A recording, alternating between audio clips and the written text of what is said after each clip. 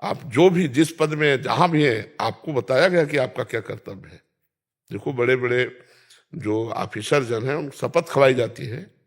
जो बड़े बड़े पदाधिकारी हैं, एमएलए हैं, सांसद हैं, जो शपथ नहीं ना बोले आज उनकी शपथ, मंत्री जी की शपथ, तो वो आपको शपथ खवा करके दी जा रही। उस कर्तव्य पे चलिए तो आपकी साधना बन जाएगी, समाज सेवा साधना बन जाएगी, वही भगवान की प्राप्ति का हेतु करा देगी। लेकिन अपने कर्तव्य पे चलना बड़ा कठिन है, क्योंकि फिर विलासिता रुक जाएगी। सरकार पेमेंट देती होगी है, तो बस उसी से जीवन चलाना चाहिए, जितना वो सब समाज सेवा में। पर ऐसा कहाँ हो, कर्तव्य कोई बिरला ही करता होगा, करते होंगे क्योंकि सत्य भी है तो कहीं करते होंगे। लेकिन जैसे कभी कभी पकड़ में आते हैं कि उनके यहाँ इतना करोड़ रुपया निकला, इतना, तो सरकार का दिया हुआ तो नहीं है पेमेंट, तो कहीं ना कहीं भ्रष्टाचार महाराज जी चरम सीमा पे है महाराज जी। हाँ, तो फिर अब क्या, फिर वो कर्तव्य थोड़ी होता है, वो तो फिर मतलब सब ऐसे ही है, खाओ पियो मर जाओ पशु पक्षी की तरह। मनुष्य जीवन का जो लाभ है वो तो नहीं मिल पाएगा ना। लेकिन इसे कर्तव्य नहीं कहते।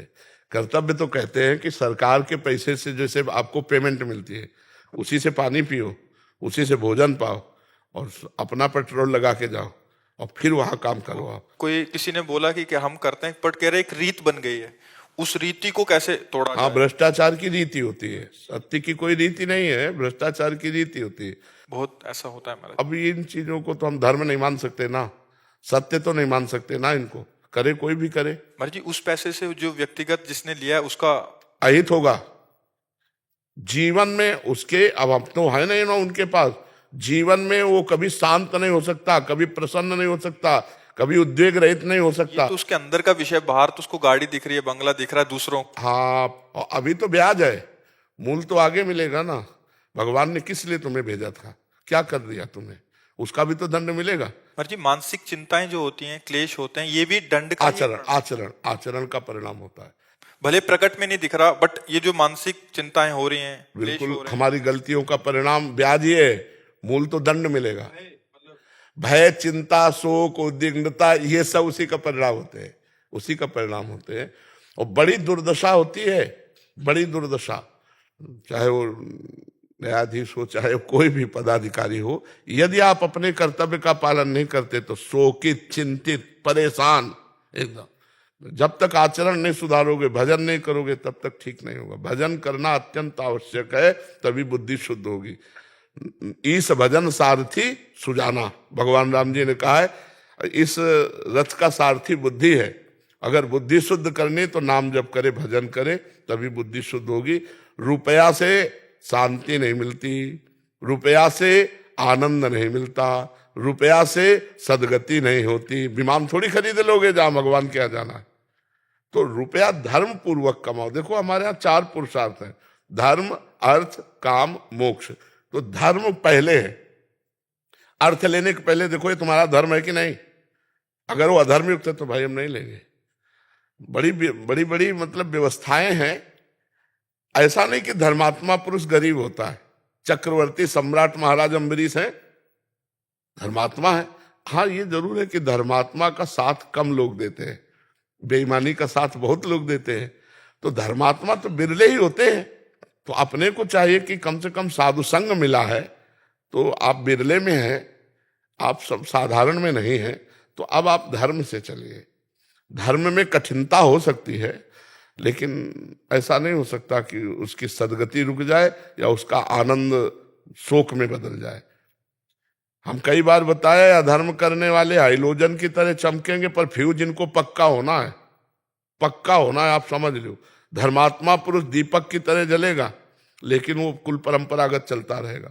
और अधर्मी पुरुष हाइलोजन की तरह एकदम नष्ट हो जाएगा।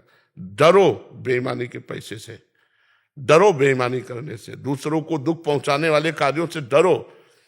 अब ऐसे ऐसे कार्य सामने आते हैं, अब वो जान रहे हो तुम निर्दोष है, और फिर भी आप उसकी मतलब हानि कर रहे हो, तो भगवान फिर दुखिया को न सताइए, दुखिया देगा रोए, और जब दुखिया के मुखिया सुने तो तेरी गति का होए।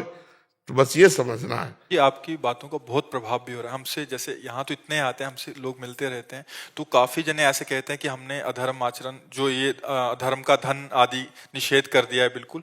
बट क्या कुछ जनों की ये भी आती है कि बहुत सिस्टम इतना वैसा हो चुका है कि वो नीचे से ऊपर तक, वो मतलब नौकरी करे तो कैसे, क्या छोड़ दें या करें तो फिर इतने ज्यादा दिक्कतें आती हैं।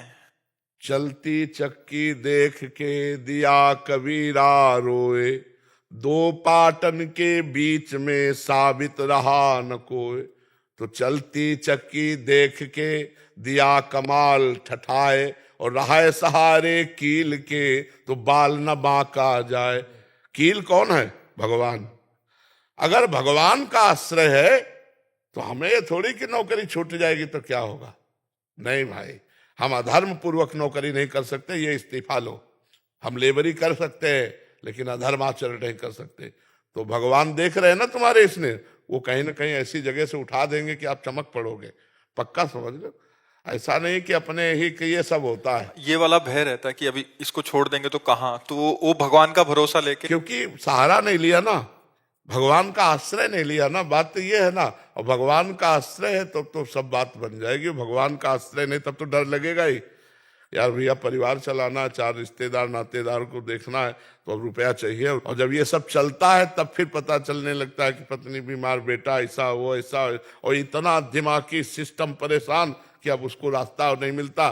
तो भाई, चाहे जितना आचरण आपका अगर अपवित्र है तो अशांति हो। तो बिना भगवान के आश्रय के भजन के सुख शांति नहीं है। जो जितना अधर्म करेगा परिणाम में उसको दुख भोगना पड़ेगा। जो धर्म से चलेगा तो वर्तमान में दुखी हो सकता है, परिणाम में वो बड़ा आनंदित रहेगा।